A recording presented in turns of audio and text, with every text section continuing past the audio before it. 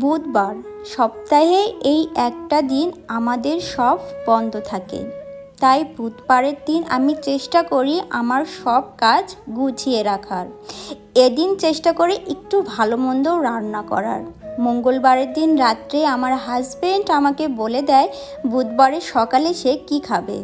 বলেছিল ভুনা খিচুড়ি খাবে, সেটারই আয়োজন করা হচ্ছে।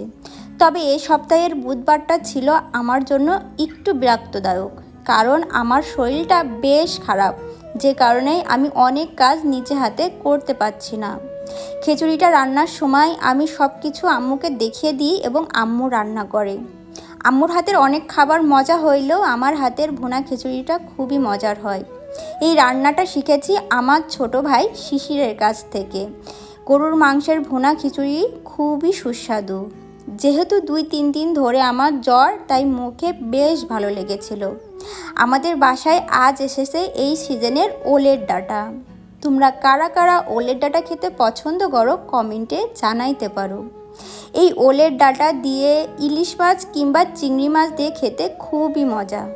সেদিন কাকি বাড়ি থেকে যেই পুঁই শাকটা এনেছিলাম সেটাই চচ্চড়ি হচ্ছে। আমার কাজ এখন বেডে শুয়ে থাকা, খাবার খাওয়া আর এটা ওটার ভিডিও ফুটেজ নেওয়া, যেটা ঠিকমতো এডিট করতেও পারছি না। শরীরটা আমার এতটাই খারাপ।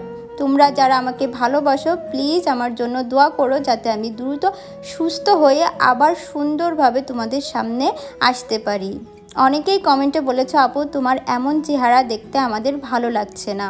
তোমরা দোয়া করো যাতে দ্রুত আমি সুস্থ হয়ে যাই। আমার অসুস্থতার কথা শুনে আমার এক ছোট ভাই আমার সাথে দেখা করতে এসেছে। ওর সাথে বসে একটু গল্পগুজব করে নিচ্ছি, যাতে মনটা একটু ভালো হয়।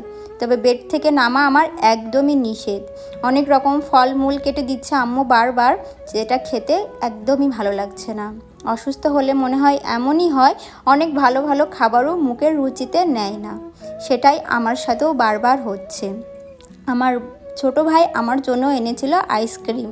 ও জানে না যে আইসক্রিম খেলে আমার সমস্যা হয়, কিন্তু ও যেহেতু এনেছিল তাই এটা আমি খেলাম।